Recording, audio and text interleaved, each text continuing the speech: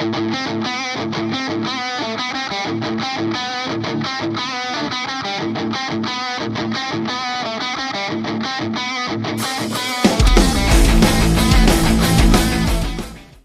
is Assassin Mental Performance, where we build high-level performers who become world-class human beings. 10 questions, real mindset, under pressure. I'm Carl Sasson. Today, I've got a super special guest, someone that I go way back with. It's just unbelievable to see the growth in this young man. Today's guest is K.H.L. Started officiating at 13, looking to gain some extra money and ice time. He was also a goalie in youth hockey, in which, by the way, I was his coach. He has nearly 30 years of on-ice officiating experience. He's worked the I.I.H.F, the American Hockey League, the ECHL, the Continental Hockey League, which is the first official in North America to do that. NCAA. Highlights of his career may be seen as the Canada-Russia game in 2011 in Buffalo, but to me, the highlight was what followed when I saw Keith on Sunday in Houston for an A.H.L. game.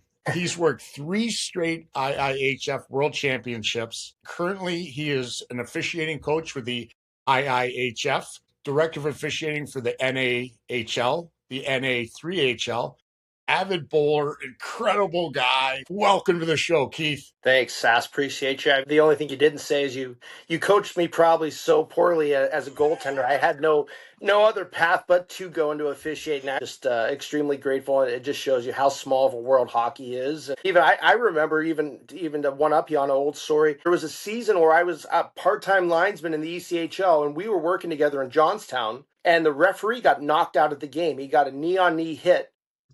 You were pressed into service as a referee. Of course, here I am weighing like $120, and I can remember that. And the great legend John Brophy was on the wheeling bench, and you were trying to explain what was going on to John Brophy. And as anyone knows, John Brophy wasn't really of clear mind in the best of times, and he was yelling at both of us going, "Now you know how it feels when you don't call a penalty." We skated over to the other bench, which Toby O'Brien for John. He looked at both of us and just winked and said, "Godspeed."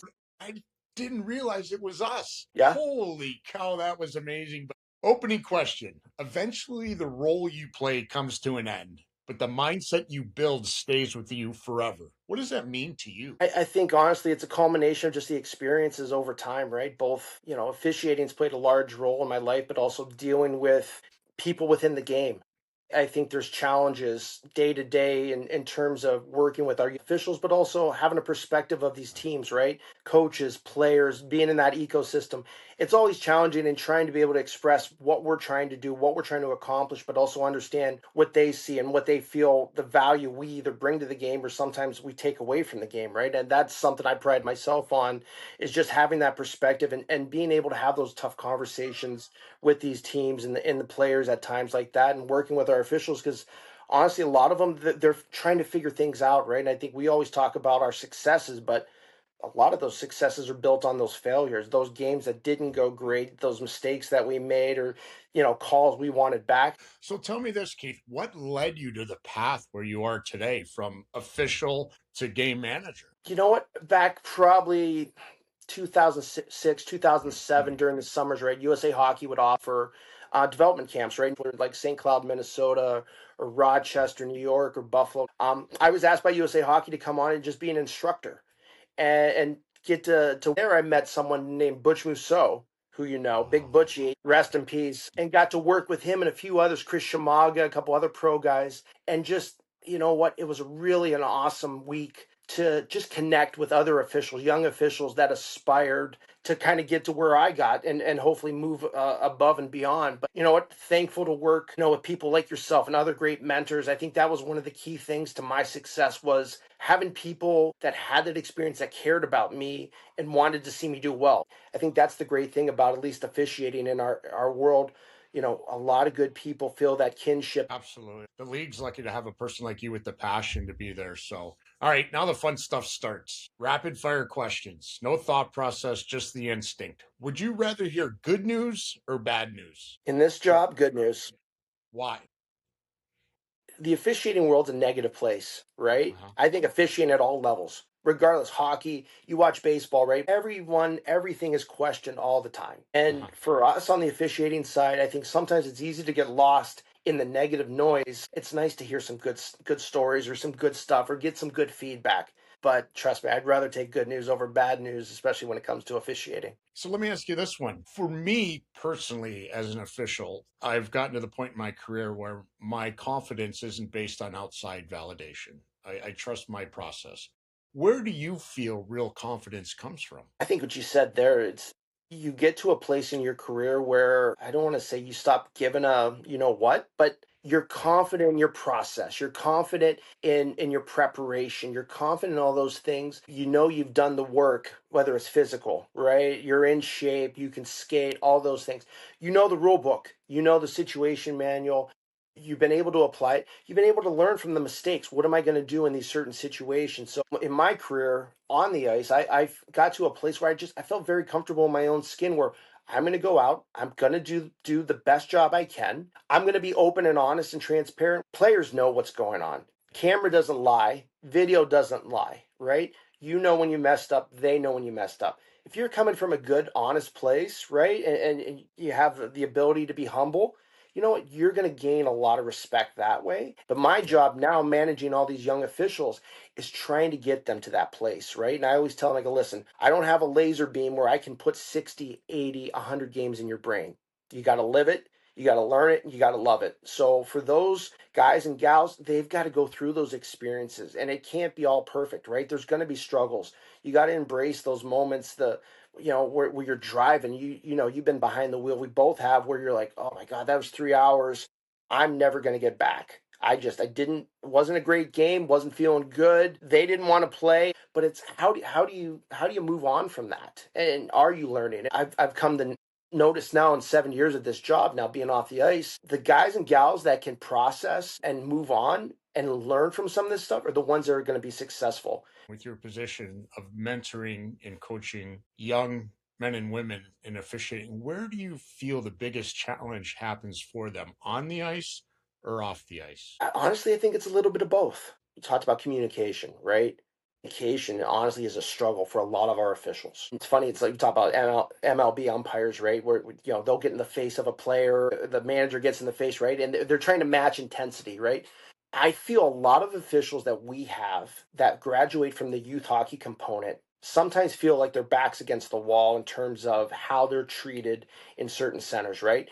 Coaches, some of the coaches are parents, right? They're yelling, their money invested, they're on the edge, right? You got parents chasing guys and gals out to the car. So it's kind of it's a us versus them mentality at times, I feel. So I tell a lot of our coaches, we have these conversations talking about communication, what's good, what's not good. If you're able to articulate what you saw and give a definitive answer, he may respect you, he might not like the answer, but that communication piece is so critical to earning that trust and that respect, not only of the coach, but of the participants. Sometimes I think we lose that at the youth. Communication is a huge piece to people being successful, especially as officials, because if you're not able to explain yourself or understand where they're coming from, that's the other part of it too, right? Yep.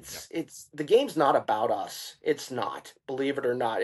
That fine difference, right, between cockiness and confidence. Well, comfortable in your own skin, that's great. But when you're overbearing, when you're doing things outside the realm that doesn't belong in the game, that's hard for us to defend as a management team. And that's something we don't coach because the game will separate you pretty quickly as you move up if you can't communicate.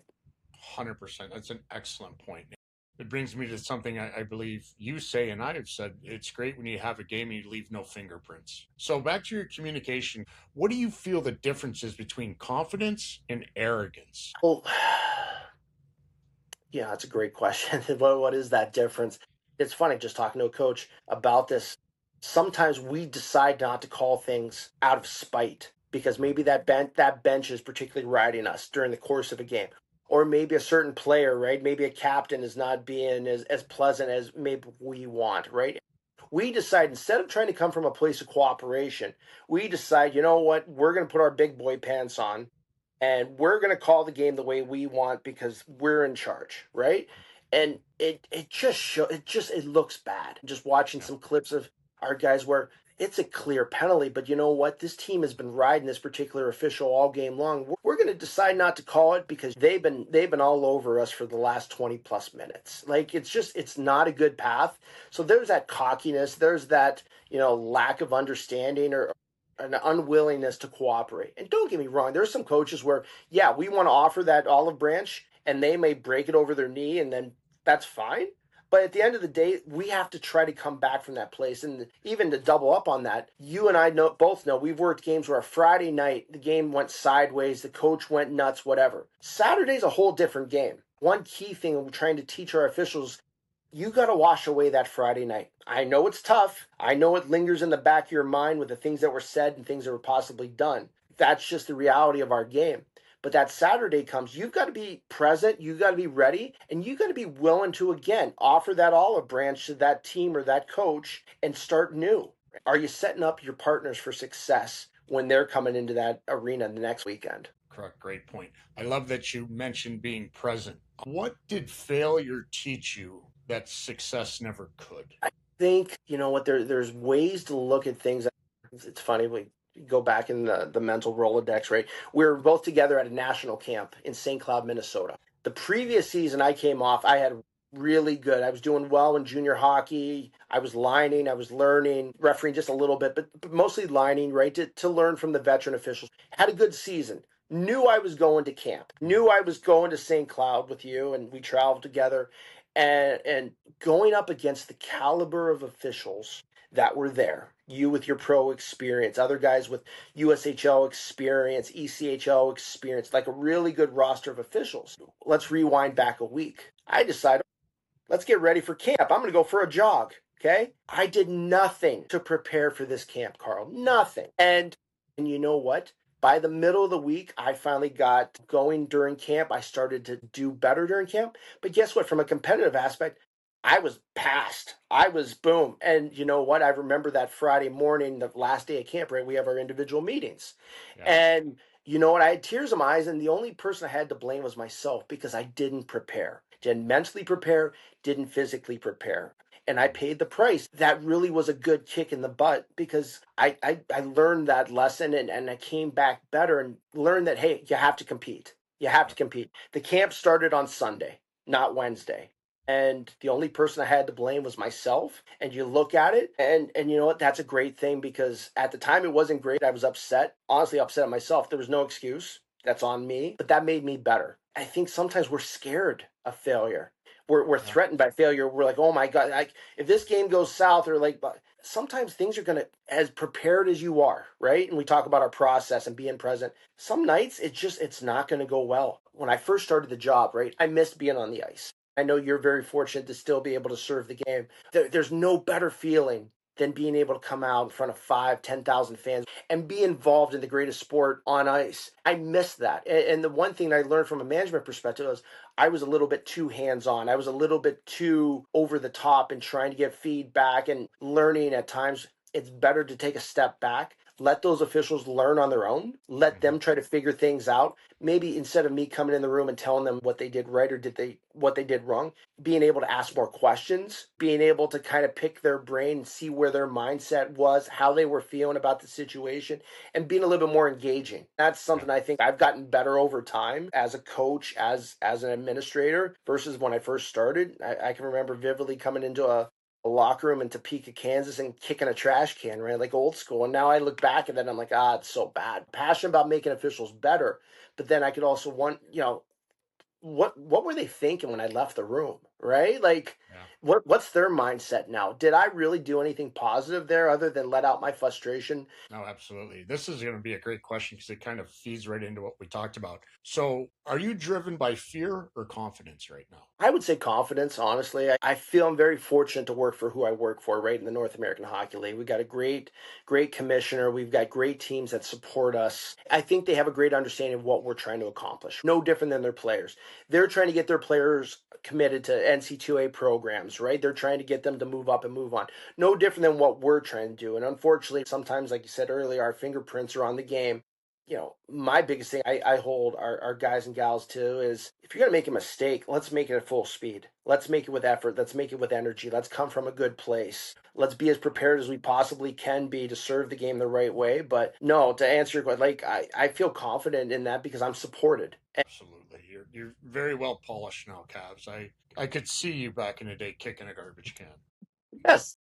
Not the same guy right now, which is awesome. So finish this sentence for me. Someone has a killer mindset when they Trust the work that they've put in.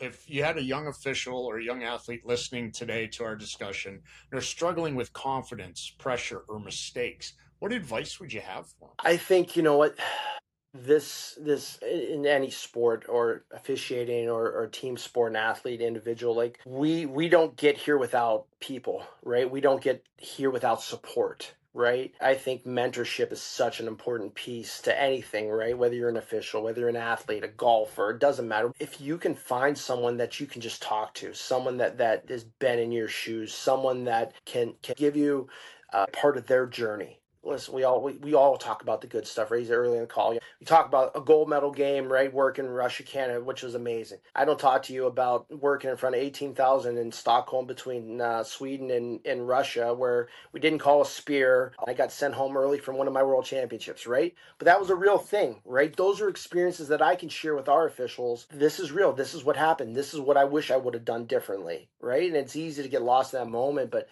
for anyone that's aspiring, or maybe they're having a hard time, right, taking that step back and being able to, whether it's another fellow official or fellow athlete, hey, what's making you successful? Being able to pick their brain, seeing what works, what doesn't work. And trust me, not everything that maybe you do works for me and vice versa, right? But just being open to trying new things, change. No, you're right. That's good. Is there, before we wrap things up, is there anything that you feel may be important on your end to relay about either what you do, what you've experienced that's going to add value to some athletes? I think we talk about trying to find officials. Listen, as big of a league as we are, right? Like, we cross the whole country, right?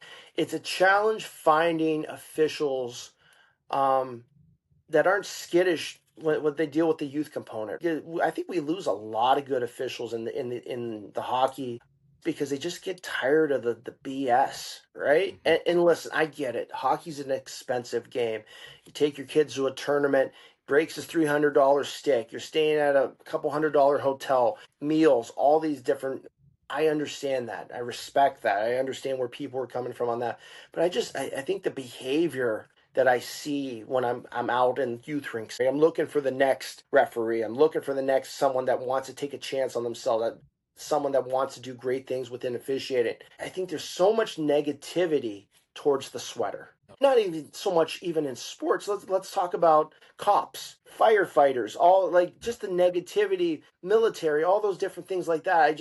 I really caution people to understand there's humans wearing those sweaters, especially the kids, right? Don't get me wrong. We get to a certain level, we get paid a decent buck to be on the ice. I really wish people would think about, is that their son or daughter out on the ice that's trying to manage that particular game, and you're screaming obscenities, you're yelling, you're chasing people to cars. Like, it's not good for the game. And again, is there an excuse for it? I don't believe so. Hockey right now is going through a lot of change, right? Where, kids are trying to work their way up through AAA and then junior hockey, and then you got what's going on with NC2A and commitments and CHL and all this player movement. But trust me, there's never been a weekend on the job here, and I've said this to our coaches in a coaches meeting. I've never sat there and told one of our officials that's driving 6 hours through a blizzard, here's the game plan tonight, how you're going to screw over the Bismarck Bobcats.